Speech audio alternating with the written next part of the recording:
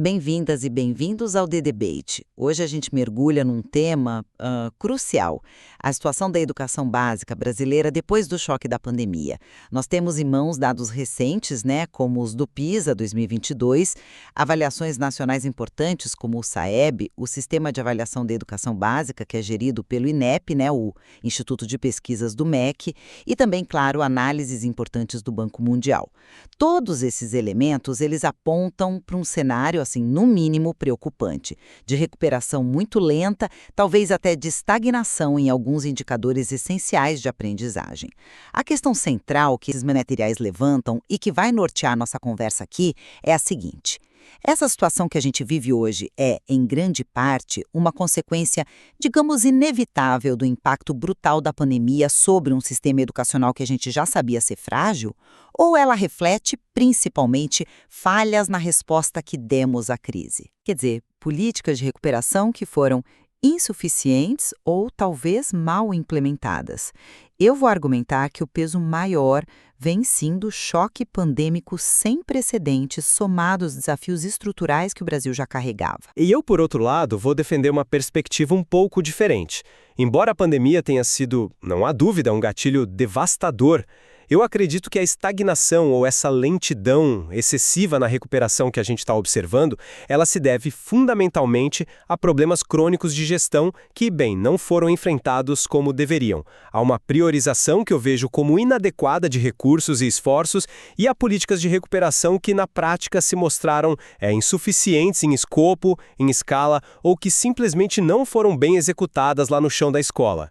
A crise expôs o problema, claro, mas a resposta, a meu ver, foi inadequada. O prolongado das escolas aqui no Brasil, né, foi um dos mais longos do mundo. O impacto disso na aprendizagem está assim muito bem documentado, inclusive por relatórios do Banco Mundial que falam em perdas substanciais, perdas que equivalem a anos de escolaridade em alguns casos, especialmente em leitura e matemática. Veja os dados do PISA 2022, por exemplo. Nossa pontuação em matemática foi 379, enquanto a média dos países da OCDE ficou lá em 472. Essa diferença, quase 90 pontos, ela não surgiu do nada, né? Ela já existia antes e sinaliza uma defasagem estrutural muito profunda, que equivale a mais ou menos 2 ou 3 anos de atraso escolar para os nossos jovens de 15 anos. A pandemia, então, agiu sobre essa vulnerabilidade que já existia, amplificando brutalmente o problema. E a gente não pode esquecer, como apontam estudos do Banco Mundial e da Unesco, o fator da desigualdade. O impacto foi muito mais severo para os alunos de baixa renda, que tiveram, obviamente, menos acesso a condições adequadas de ensino remoto, menos apoio familiar. A recuperação, nesse cenário de partida tão desigual e com o sistema já fragilizado, ela é, por natureza, um processo lento, complexo. As políticas que foram tentadas, mesmo que com falhas que a gente pode e deve discutir, elas representaram um esforço, sim, de mitigar um dano que foi imenso. Eu entendo perfeitamente a gravidade do choque inicial, concordo com a análise da vulnerabilidade, mas eu discordo dessa ideia de inevitabilidade do resultado atual. Para mim, a pandemia foi um teste de estresse, né, que revelou e, claro, agravou nossas fragilidades, mas o ponto central é como nós reagimos ou talvez como não reagimos a ela. Relatórios recentes do Banco Mundial, agora cobrindo o período de 2024 a 2025, são bastante claros ao mostrar que as metas de recuperação de aprendizagem que foram traçadas, elas simplesmente não foram atingidas em muitos lugares. E eles apontam problemas sérios tanto na implementação local, quanto na alocação e, importante, na constância do financiamento para essas ações. Onde esteve, por exemplo, o investimento massivo e estratégico na alfabetização e nas séries iniciais? Diversos estudos, briefs técnicos, mostram que essa é a base de tudo, é o alicerce para qualquer recuperação futura. A gente viu experiências internacionais bem-sucedidas com abordagens como a tutoria intensiva, aquele acompanhamento mais próximo, mais individualizado para alunos com dificuldade, e o reforço curricular focado nas lacunas específicas de cada estudante. Aqui no Brasil, essas iniciativas existiram, sim, existiram, mas muitas vezes de forma pontual, sem a escala necessária para realmente fazer a diferença no sistema como um todo. Aí soma-se a isso a instabilidade das políticas, as mudanças de rumo, a falta de garantia no financiamento, problemas também destacados pelo Banco Mundial. Isso limita demais a capacidade de uma resposta efetiva. Por isso, eu realmente não aceito a ideia de que esse cenário era inevitável. Uma resposta política mais robusta, mais focada, bem financiada e, principalmente, bem implementada, poderia sim ter nos colocado num caminho de recuperação bem mais promissor. Peso do fator inicial, sabe? A própria pandemia e o fechamento escolar em si. Foi algo assim, sem precedentes na história recente globalmente. O Banco Mundial, que você mesmo citou, documenta extensivamente a perda de aprendizado como uma consequência direta e quase universal desse período. Nenhum sistema educacional em lugar nenhum saiu ileso, nem mesmo os dos países mais ricos com sistemas considerados mais robustos que o nosso. Agora imagina esse choque atingindo o Brasil, com as nossas fragilidades estruturais que já conhecíamos tão bem. A desigualdade social e regional que é abissal, a infraestrutura escolar muitas vezes precária, especialmente em áreas mais pobres, e as dificuldades imensas de acesso à tecnologia e conectividade, que a Unesco e o próprio Banco Mundial mostraram ter sido um gargalo enorme durante o ensino remoto. E mais lenta. As políticas tentaram correr atrás do prejuízo, claro, mas encontraram um terreno muito mais acidentado. Então, a minha pergunta é: como separar completamente o efeito da política do efeito desse ponto de partida tão desfavorável e do tamanho da magnitude do choque inicial? É uma pergunta válida, claro, e a resposta, para mim, está justamente na análise da adequação da resposta diante desse cenário. Ninguém aqui está negando a gravidade do choque ou as fragilidades pré-existentes. Mas é justamente por conhecê-las tão bem que a resposta política precisava ter sido excepcional e não apenas mediana ou insuficiente. Os relatórios do Banco Mundial de 2024 e 2025 não falam apenas que houve dificuldades. Eles apontam que as metas não foram atingidas e que a implementação e o financiamento ficaram aquém do necessário. Isso sugere para mim uma falha na resposta, não apenas uma dificuldade inerente ao problema. Você fala da escala do problema, e eu concordo totalmente. Mas a pergunta que fica é: a escala das ações foi compatível com a escala do problema? Quando a gente vê que programas com eficácia comprovada em outros contextos, como essa tutoria intensiva que mencionei, ou o foco estratégico nos anos iniciais, não foram implementados com a amplitude e a intensidade necessárias na maioria das redes, isso me parece mais uma falha de estratégia e de execução do que uma consequência inevitável do choque inicial. Não basta dizer: tentamos mitigar. A questão é: o esforço foi suficiente e foi bem direcionado considerando o tamanho do desafio e as nossas conhecidas vulnerabilidades. A meu ver, a resposta para a lentidão da recuperação reside mais na qualidade e na escala dessa resposta do que apenas no impacto inicial da pandemia. E essa lentidão, essa insuficiência da resposta, para mim, fica ainda mais clara quando a gente analisa os dados com um olhar um pouco mais crítico. Os resultados do PISA 2022, que você mencionou, 379 em matemática, contra a média de 472 da OCDE, não são apenas um retrato da nossa defasagem histórica, que é real. Eles mostram, isso é importante, que nós não conseguimos iniciar uma recuperação significativa logo após a reabertura das escolas. É um sinal de alerta muito importante sobre a eficácia das primeiras medidas pós-pandêmicas, e isso se conecta com que outros indicadores nacionais, como os do SAEB, avaliados pelo INEP e analisados pelo Banco Mundial nesses relatórios de 2024 e 2025, também sugerem uma recuperação muito lenta, com metas não sendo cumpridas em muitos estados e municípios. E tem um indicador que eu considero particularmente alarmante, a chamada pobreza de aprendizagem ou Learning Poverty. As estimativas do Banco Mundial e da UES, que é o Instituto de Estatística da Unesco, colocam algo entre 40%, talvez até 50% das crianças brasileiras de 10 anos sem atingir a proficiência mínima em leitura. Metade das nossas crianças. Isso é um sintoma gravíssimo que, para mim, reflete diretamente a ineficácia das estratégias de recuperação adotadas no pós-crise, especialmente para os mais vulneráveis.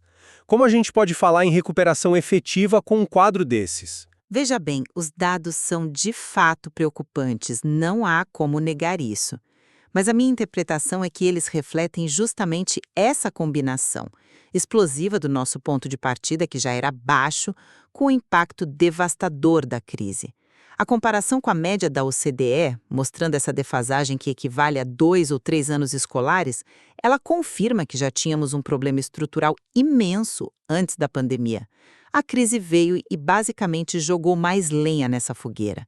Então dizer que os dados de 2022 ou a lentidão na recuperação do SAEB são apenas prova da falha das políticas recentes me parece uma simplificação. Eles são também, e talvez principalmente, a prova da profundidade do buraco em que a gente estava e do quão difícil é sair dele.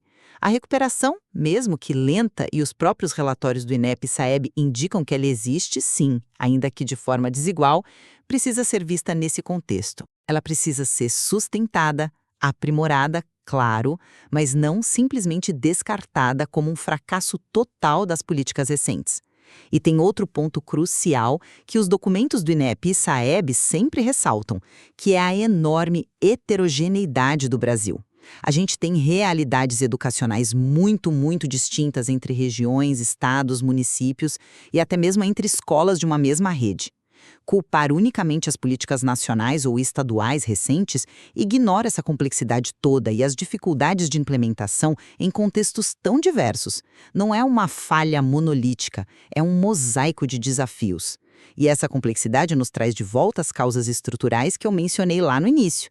A desigualdade socioeconômica brutal do Brasil, que se reflete diretamente no acesso a oportunidades educacionais de qualidade. Isso não é algo que se resolva com uma política de recuperação de 2 ou 3 anos, né? Ela é um fator limitante fundamental. Os alunos mais vulneráveis, que foram justamente os que mais perderam a aprendizagem durante a pandemia, são aqueles cujas famílias têm menos condições de apoiar a recuperação, cujas escolas muitas vezes têm menos recursos e que enfrentam uma série de outras barreiras sociais e econômicas. Aí você soma isso aos problemas crônicos de gestão que ainda persistem em muitas redes de ensino, a necessidade constante de formação de professores mais efetiva e voltada para os desafios atuais e a infraestrutura escolar que, apesar de avanços, ainda é deficiente em muitos lugares, incluindo acesso básico à tecnologia e internet, como mostram relatórios do próprio INEP e SAEB. Mesmo que a gente tivesse desenhado as políticas de recuperação mais perfeitas no papel, elas enfrentariam barreiras imensas impostas por esses fatores estruturais. Superar isso exige tempo, exige investimento pesado e contínuo e reformas que vão muito além da resposta imediata à pandemia. Desculpe, mas eu realmente não consigo aceitar esse argumento como uma justificativa completa para a lentidão ou para o que eu considero uma ação insuficiente. É justamente por termos plena consciência dessas limitações estruturais, da desigualdade, dos problemas de gestão, da infraestrutura, que as políticas de recuperação pós-pandemia deveriam ter sido excepcionalmente bem desenhadas, focadas e implementadas. Sabendo da desigualdade gritante, o foco nos alunos mais vulneráveis deveria ter sido, assim, obsessivo, com recursos extras, com estratégias direcionadas. Sabendo da importância crucial dos primeiros anos para todo o desenvolvimento futuro, a prioridade na alfabetização e na matemática básica deveria ter sido absoluta, massiva, com programas robustos e monitorados de perto, como indicam inúmeras pesquisas na área. O que a gente viu em muitos casos, no entanto, foi uma pulverização de esforços. Foi falta dessa priorização clara e, em alguns momentos, até instabilidade e cortes em programas que estavam começando a dar algum resultado, algo que o Banco Mundial também registrou. Isso não é apenas é o problema estrutural, isso é falha de gestão, é falta de prioridade política recente. Outros países, outros sistemas, mesmo enfrentando desafios, conseguiram implementar em larga escala programas eficazes. O Banco Mundial e a OCDE documentam experiências com tutoria intensiva, com reforço curricular bem direcionado baseado em diagnósticos precisos e um monitoramento contínuo da aprendizagem com avaliações locais para ajustar o rumo rapidamente. Essas lições, infelizmente, não foram aplicadas ou escaladas de forma suficiente por aqui. A falha na implementação eficaz, mesmo cientes dos problemas estruturais, é para mim o principal fator que nos impede hoje de ter uma recuperação mais rápida e mais consistente. A gente não pode usar a estrutura como desculpa para não fazer o melhor possível com as ferramentas que temos à mão. Então, resumindo a minha perspectiva, eu reitero que a situação atual da educação brasileira é, em grande medida, o resultado de uma tempestade perfeita, né? Um choque pandêmico de proporções inéditas que atingiu em cheio um sistema educacional que já era cronicamente fragilizado por problemas estruturais muito profundos, como a desigualdade socioeconômica, os desafios de gestão, as lacunas de infraestrutura. Nesse contexto extremamente adverso, a recuperação da aprendizagem é, por definição, um processo lento, árduo e desigual. Os dados que a gente tem hoje, como os do PISA e do SAEB, eles refletem essa realidade complexa. As políticas implementadas nesse período buscaram, sim, mitigar um dano enorme e a sua continuidade com aprimoramentos baseados em evidências é fundamental. Mas a gente não pode esperar resultados milagrosos no curto prazo diante de barreiras tão significativas e tão históricas. Eu reafirmo meu ponto central. Embora a pandemia tenha sido, sem dúvida alguma, um fator desencadeador de peso, a principal responsabilidade pela estagnação ou pela recuperação excessivamente lenta que nós testemunhamos recai, sim, sobre a resposta política que foi dada ou, talvez, que deixou de ser dada com a intensidade necessária. Essa resposta, em muitos aspectos, foi caracterizada por políticas insuficientes em seu escopo e financiamento, por uma implementação falha em diversos níveis da gestão educacional e por uma notória falta de foco estratégico nas áreas mais críticas, como os anos iniciais da escolarização e o apoio direcionado às populações mais vulneráveis, que foram as que mais sofreram. Os dados disponíveis e as lições aprendidas em outros contextos indicam que um caminho mais eficaz era sim possível. A falta de uma ação mais robusta, mais coordenada e bem gerenciada, nos custou um tempo precioso na corrida pela recuperação da aprendizagem das nossas crianças e jovens. Fica evidente, né, depois dessa nossa troca de ideias, que a análise desse cenário é de fato multifacetada e que existem argumentos consistentes para ponderar tanto o peso dos impactos externos, que foram avassaladores, quanto a qualidade e a adequação das respostas internas das nossas políticas públicas. Os dados que a gente mencionou, o PISA, a SAEB, as análises detalhadas do Banco Mundial, são, sem dúvida, ferramentas indispensáveis para a gente continuar a mapear e a compreender a profundidade desses desafios. Concordo plenamente. O material que temos disponível oferece uma riqueza de informações que nos permite ir além do diagnóstico superficial e realmente aprofundar a análise sobre as causas dessa recuperação ainda tão tímida. E mais importante ainda, acho que nos ajuda a refletir sobre quais caminhos podem ser mais promissores daqui para frente. Continuar examinando as evidências, aprendendo com as experiências que dão certo, ajustando as estratégias e, principalmente, garantindo a implementação efetiva lá no chão da escola. Esse é o trabalho fundamental para o futuro da educação no Brasil. A avaliação final sobre qual perspectiva melhor explica o nosso momento atual, como sempre, claro, cabe a quem nos acompanha.